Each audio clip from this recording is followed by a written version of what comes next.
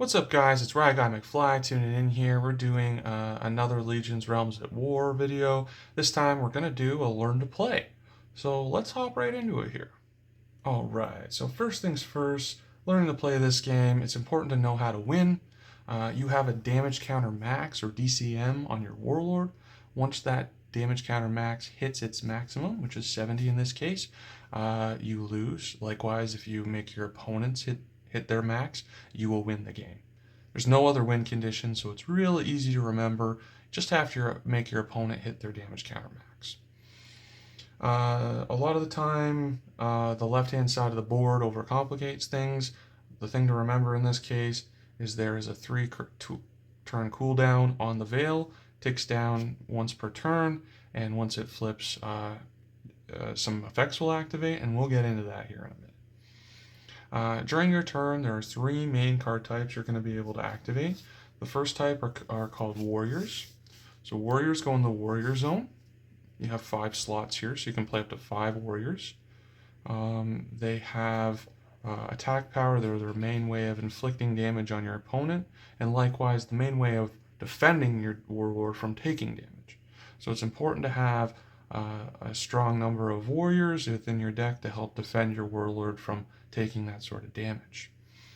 The next card type, and this is kind of how you utilize and unify with your Warriors, is your unified cards. So these cards can let you increase your attack power, they can let you negate an effect, or they can let you synergize with other cards on the field to give you some other sort of benefit. So the more cards that you get, the more card types that you read and learn, the more you can develop your own strategies and things. So this is the big fun part of the game, in my opinion. The third and final card type that goes in the fortified zone, like the unified zone, would be the anti-magic resistance force in this case, which is a fortified. It's typically played face down, and you flip it on your opponent's turn against a unified, against a conscription, when your opponent does something, right? So you would flip this card in response, and this would allow you to fortify on your opponent's turn from taking damage. So these are the key parts to making your deck work and getting some advantage over your opponent. Next, we're going to move into the left-hand side of the board, and again, it's really easy. So we're gonna take it slow, but we'll go over everything here. So each turn, the Veil ticks down. Once it ticks down from 1, the Veil pierces or flips. Right? We call it pierce. This at this point will have a Veil effect which cannot be responded to, or a realm effect which cannot be responded to. So in this case, conscript 2 warriors from your hand, and then you can equip armaments from the discard up to the number of warriors you conscripted by this effect. In this case, no cards in the discard pile, only 1 warrior in my hand. The warrior enters play. Right? Once the Veil's flipped, you draw your card for turn, and you can go into your regular war phase. At this point, though, you can use your Warlord, your Synergy, and your Guardian. Alero, the Guardian, has a special ability he can use every 3 turns. He also has a magical attack and a physical attack. So you can use either magical or physical, and the special ability is going to be based on the cooldown.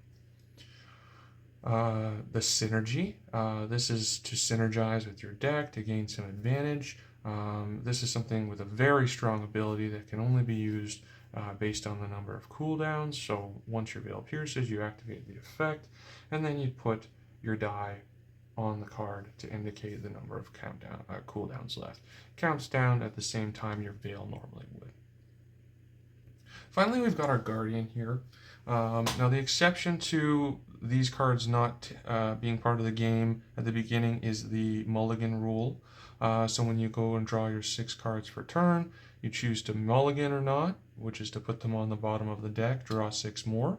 After those effects, or after that's been done, you can activate your mulligan ability. In this case, it's to search your deck for a hood card. These effects will often give you hand advantage, help you synergize with your deck, and get some more advantage over your opponent. So they are very powerful abilities. The second part to the Guardians is the alchemy points pool. So this Guardian has an alchemy point of 50. They also have a consume ability, which in this case can be used when your Warlord destroys a warrior by battle. So consume 10, activate the ability, your AP points would go down from 50 to 40 or up, depending on how you're counting it here. And that's really the simple learn to play for Legions Realms at War. There are 4 cards on the left-hand side that can often distract people. Your deck is 50 to 60 cards. Once your Warlord hits their max, you lose, and there is no alternate win con. So even if my whole deck is in the discard, I keep playing, right? Our Warlords keep swinging until one of us comes out alive. So I really appreciate you guys tuning in to this Learn to Play. Thanks again for all the support and love for the Guy McFly channel, and I hope to see you next time for another Learn to Play.